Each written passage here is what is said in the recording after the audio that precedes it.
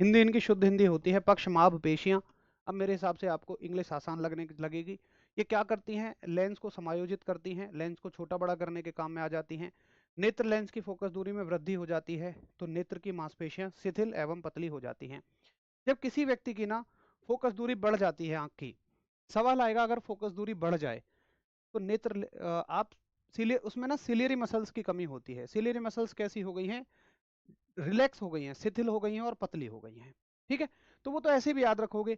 नेत्र लेंस भी पतला हो जाता है फोकस दूरी बढ़ने पे और मसल्स भी पतली हो जाती है। दोनों में कोई कंफ्यूजन वाली बात ही नहीं है। ठीक है भाई, तो ये हो जाते हैं सिलेरी मसल्स। और ये जो है ना एनसीईआरटी का एग्जाम्पलर है, मतलब ये एनसीईआरटी की किताब से मैंने पॉइंट ऐड किए हैं। आपकी क्लास बनाते समय ना मैं पूरी कोशिश करता हूँ कि उस टॉपिक से कोई भी सवाल ना बचे। अगर आपने मेरे किसी और बैच से पढ़ा है ना, तो इतना डिटेल में कभी आपने नहीं पढ़ा होगा। लेकिन चूंकि ये फाउंडेशन बैच है, अच्छा उसमें नहीं पढ़ा इसका मतलब ऐसा नहीं है कि मैंने कम पढ़ाया है। उस बैच के हिसाब से उतना सफिशिएंट था। लेकिन अगर आप चाहो कि एक ही क्लास से सारे बैच कवर हो जाएं, तो फिर हमें सारा ही पढ़ना पड़ेगा। मतलब ये मान लो कि यहाँ से कुछ बचेगा ही नहीं। फटाफट बताइए, क्लियर है?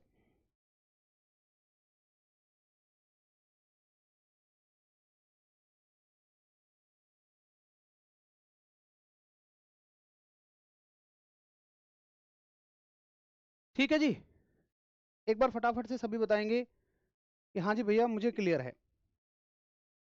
अगर हाँ तो फिर एक पार्ट पर चलते हैं हम, जिसका नाम है रेटिना। पहले आप रेटिना को समझो तब कुछ और समझोगे। देखिए रेटिना क्या पार्ट होता है, आप इससे समझ जाओगे। यहाँ से रेटिना, और इसको मैं यहाँ ले जाता हूँ, यहाँ आ जाएगा आपका रेटिना। देखिए रेटिना क्या पार्ट है, ये आपको समझ में आ गया लेंस तक कि हाँ लेंस होता है। और लेंस क्या करता है, जो आपकी किरणें आती हैं, उत्तल लेंस का काम क्या है? किरणों को इकट्ठा करना। तो ये इन्हें एक पॉइंट पर इकट्ठा कर देता है जहां पर इसकी इमेज बनने वाली होती है। तो देखो ये जो पूरा पार्ट है ना आपका, जिसको मैं यहां से लेकर यहां तक रेड रेड कर रहा हूं, ये पूरा का पूरा क्या है? रेटिना है।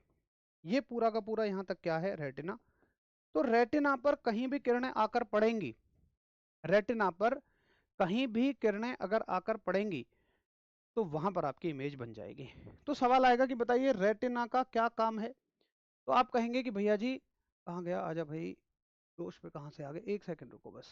ये रेटिना नेत्र की प्रकाश संवेदनशील भीतरी झिल्ली होती है, जो वस्तु का वास्तविक उल्टा तथा छोटा प्रतिबिंब बनाती है। यानी सवाल आएगा कि बताइए किसी वस्तु का प्रतिबिंब कहाँ बनता है? तो वस्तु का जो प्रतिबिंब बनता है वो रेटिना पर बनता है। और मैंने लिखा भी है, इसे नेत्र की फोटोग्राफिक फिल्म कहा जाता है, क्योंकि छवि का निर्माण इसी पर होता है। फोटोग्राफिक फिल्म पता है क्या है? जैसे आपने पुराने जमाने के कैमरे देखे हों, तो उनमें ना एक रील डलती थी। पहले फोटो रील पे आती थी और उसी रील से चित्र बनाया करते थे। तो उसको ना फिल्म कह सकते हो आप, कि सबसे पहले उस पर ना फिल्म पर फोटो छपेगा, रेटिना पर फोटो छपेगा, फिर वो दिमाग पर जाएगा, दिमाग उसको तस्वीर में बदलेगा, फिर से वो तस्वीर आपके रेटिना पर आ जाती है। तो फटाफट बताइए, हाँ जी क्लियर है। इसे नेत्र की फोटोग्राफिक फिल्म कहा जाता है क्योंकि छवि का निर्माण इसी पर होता है। फिर पीडीएफ से डायग्राम बहुत अच्छा अच्छा समझ में आता है। देखिए भैया आपके ना आँख से रिलेटेड इधर उधर के बहुत सारे सवाल आ रहे हैं कि कुछ लोगों की ब्राउन पपिल होती है कैसे। नितेश भाई मैंने बता दिया। अच्छा मुझे बताओ नितेश भाई कि क्या इस बात के बाद कोई डाउट रह जाना चाहिए था क्या, कि ब्राउन पपिल किसका क्या क्या कारण होता है? या तो आप सुन नहीं रहे हो? देखो, आंख का रंग काला भूरा, भैया भूरे को ही ब्राउन कहते हैं ना। किस कारण होता है? पिगमेंट की वजह से होता है। आपकी बॉडी में पिगमेंट होते हैं, रंग द्रव्य होते हैं, जो कलर डिसाइड करते हैं किसी चीज का। आप सुन क्यों नहीं रहे हैं चीजों को? बस मेरी आपसे एक शिकायत है, थोड़ा ध्यान से सुनिए भाई चीजों को। ये फटाफट बताइए, क्लियर है? और इस बात से कभी सवाल नहीं आएगा कि जन्मजात आदमी का भूरा रंग क्यों है, कभी सवाल नहीं आएगा। छोटा मोटा जो सवाल बनेगा मैंने उसको दे दिया। तो आप अगर सुनेंगे मेरी एक एक बात को तो सारे डाउट क्लियर हो जाएंगे। फटाफट से एक बार थम्स अप करेंगे, हाँ जी भैया क्लियर है। रेटिना के लिए कि मुझे समझ में आ गया कि रेटिना नेत्र की प्रकाश संवेदनशील भीतरी झिल्ली है, लाइट सेंसिटिव इनर मेम्ब्रेन है, जहां पर वस्तु का वास्तविक उल्टा और छोटा प्रतिबिंब बनता है। ठीक है, और इमेज यहीं पर बनती है, इसीलिए इसे आंख की फोटोग्राफिक फिल्म भी कहते हैं। ठीक है जी। अच्छा, आगे चलें रेटिना के लिए। अगला पॉइंट देखो, बहुत इंपॉर्टेंट। देखिए, रेटिना में ना दो तरह की संवेदी कोशिकाएं पाई जाती हैं, दो तरह की सेंसरी सेल पाए जाते हैं। देखिए यहां पर ना रेटिना पार्ट में दो तरह की सेल होती हैं, कोशिकाएं होती हैं। एक रॉड की शेप में होती हैं, कोन की शेप में होती हैं। एक आपको ऐसी दिखेंगी रॉड की तरह, ऐसी ऐसी, और एक आपको हल्के हल्के से कोन की शेप में दिखेंगी, ऐसी ऐसी। रॉड वाली जो शेल है, रॉड वाली जो कोशिकाएं हैं, इनको बोलते हैं हम कई बार छड़ कोशिकाएं। रॉड की हिंदी भी वो दे देता है, इसको बोल देता है छड़ कोशिकाएं, और कोन की हिंदी दे देता है वो शंकु कोशिकाएं। तो रॉड कोशिकाएं धीमे प्रकाश में देखने के लिए होती हैं, और कोन कोशिकाएं रंग दृष्टि और तीक्ष्ण दृष्टि के लिए होती हैं, यानी कि ये कलर विजन के लिए और शार्प विजन के लिए होती हैं। सुनो समझो, आपसे सवाल आएगा कि धीमी रोशनी में देखने में हेल्प कौन करता है? भाई लेंस का आकार तो घटता बढ़ता है ही, साथ ही रॉड कोशिकाएं भी मदद करती हैं। उसके अलावा आएगा, देखिए कलर विजन एक बड़ी कॉमन प्रॉब्लम है मेडिकल में। अगर किसी व्यक्ति को कलर विजन है, इसका मतलब उसे लाल, नीला, हरा, अगर मैं सही हूं तो इन्हीं रंगों में फर्क समझ में नहीं आता है। तो अगर ऐसा है, किसी व्यक्ति को कलर विजन है, तो ये मान लेना उसके अंदर कोन सेल नहीं है, उसके अंदर कोन कोशिकाएं गायब हैं। यही कोशिकाएं होती हैं जो हमें इस रंग में अंतर कराती हैं। क्या इनको किसी तरह से आंख के अंदर डाला जा सकता है? बिल्कुल नहीं। और ऐसा नहीं है कि उसके अंदर खराब हो गई है, नहीं, होंगी तो होंगी, नहीं होंगी तो होंगी ही नहीं, उसके अंदर ये चीजें पाई ही नहीं जाएंगी। ठीक है। तो कौन कोशिकाएं किस लिए होती हैं? रंग दृष्टि और तीक्ष्ण दृष्टि के लिए। ये एनसीईआरटी का सवाल है और आपने बहुत इंपॉर्टेंट इसको कभी ना कभी पढ़ा भी होगा।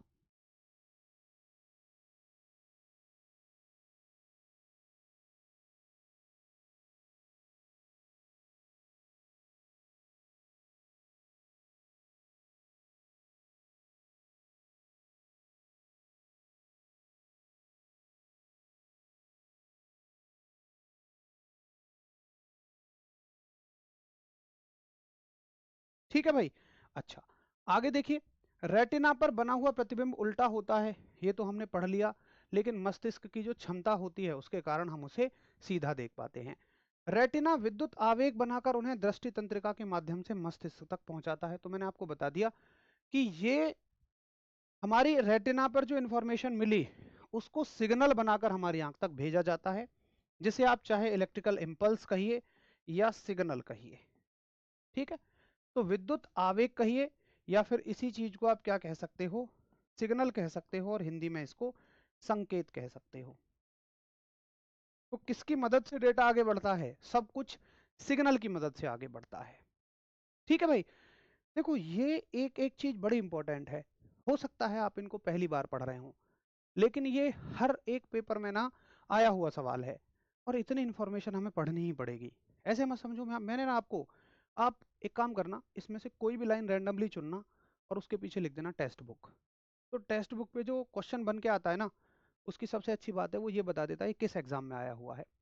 मैं कहता हूँ किसी भी लाइन को उठा लेना, मेरी एक लाइन उठाना थ्योरी में से, सीधा उसको लिख के एज इट इज और टेक्स्ट बुक लिख देना, आपको ना ये समझ में आ जाएगा ये किस एग्जाम का आया हुआ है।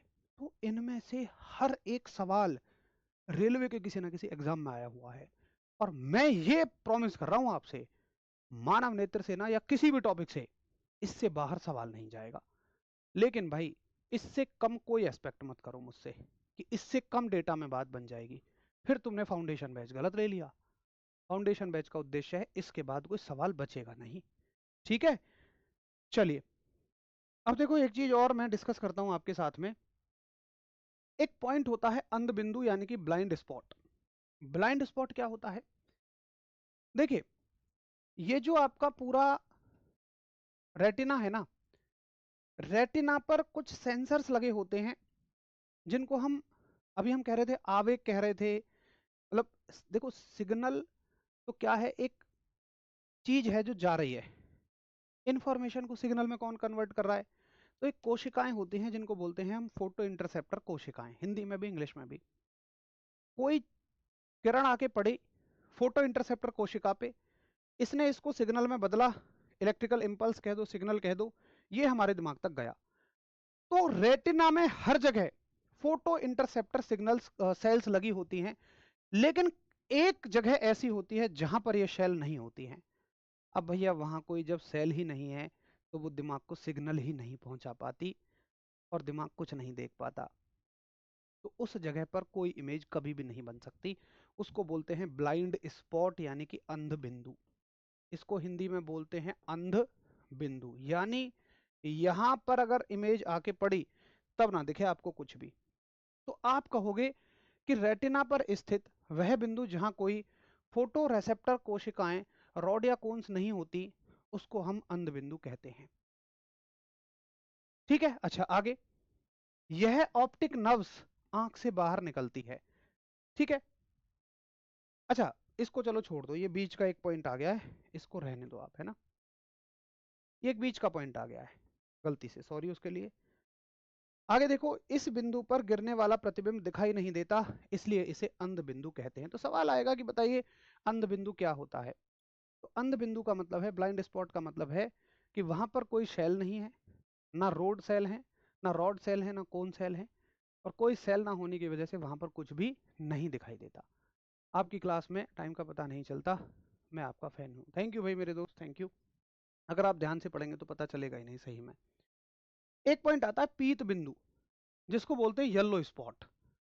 देखो वैसे तो रेटिना पे हर जगह अच्छी इमेज बन रही है, लेकिन एक पर्टिकुलर पॉइंट ऐसा है जिस पर इमेज सबसे अच्छी बनती है, और स्वस्थ मनुष्य की आंख की इमेज वहीं बनती है। जैसे हमें, तुम्हें, मुझे भी स्पष्ट दिखाई देता है।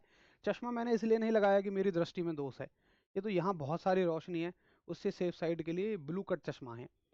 तो जैसे हमें तुम्हें बिल्कुल स्पष्ट दिखाई देता है बगैर चश्मों के, उस पॉइंट को हम बोलते हैं येलो स्पॉट, जहां पर इमेज बनती है तो प्रतिबिंब बनने से सर्वाधिक स्पष्ट दिखाई देता है। ठीक है, उसके बाद एक चीज आती है ऑप्टिकल नर्व्स, दृष्टि सिराएं। तो आगे सिग्नल को कौन ले जाती हैं? यही दृष्टि सिराएं। रेटिना पे जो इन्फॉर्मेशन आती है उसको आगे ले जाती हैं। किसकी फॉर्म में ले जाती हैं? सिग्नल की में। देखिए ठीक है, सिग्नल जा रहा है, लेकिन तार के माध्यम से ही तो जाएगा सिग्नल।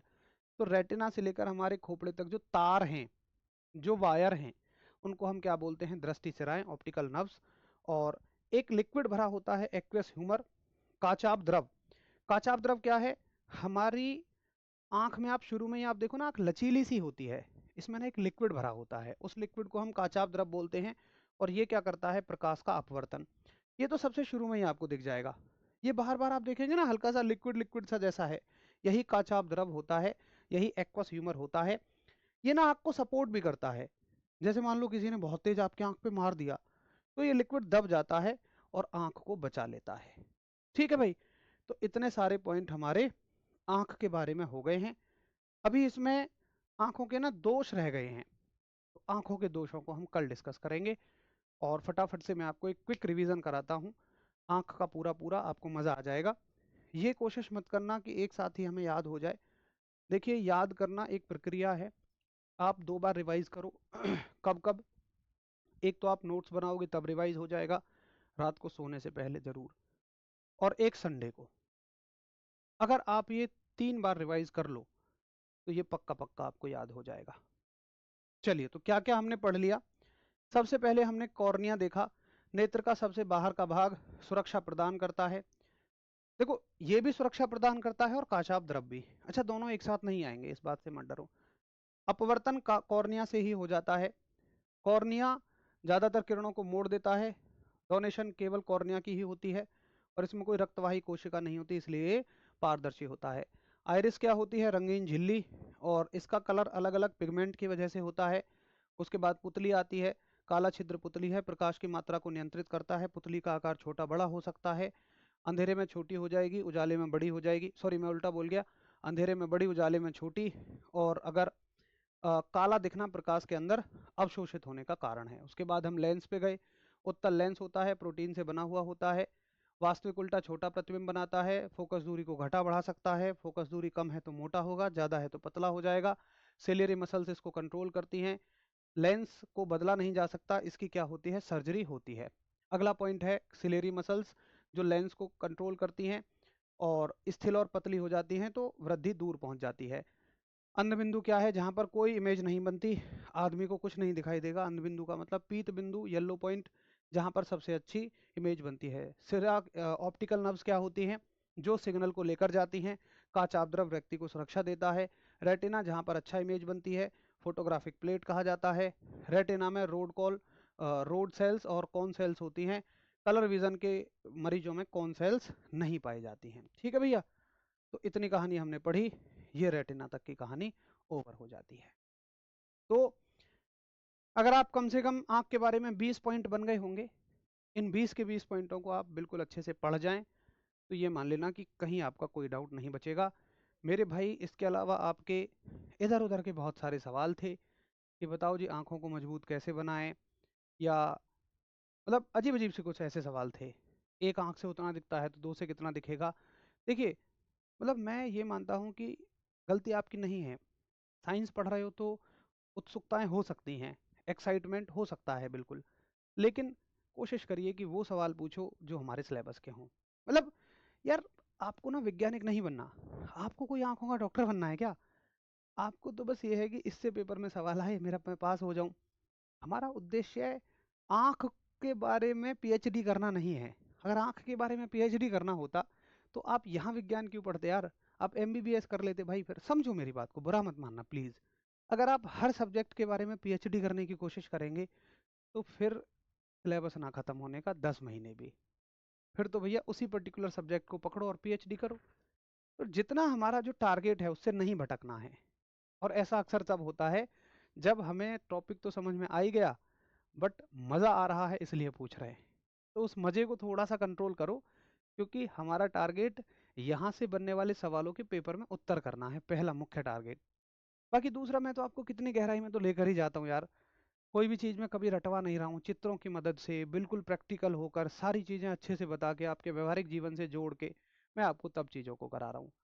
लेकिन उससे ज़्यादा जाना फिर हमारे लिए थोड़ा मुश्किल है। ठीक है, तो भैया जी ये सारी चीज़ें कल की क्लास में आप सभी को याद होनी चाहिए, है ना? बहुत बहुत सारा थैंक यू, बहुत सारे पॉजिटिव कमेंट हैं। आपके जैसा कभी नहीं पढ़ा, बिल्कुल क्लियर हो गया है। थैंक यू सभी को, बहुत सारा आभार। कुछ साथियों की शिकायत होती है मेरा कमेंट नहीं देखते हैं, उनसे हाथ जोड़कर माफ़ी चाहूँगा।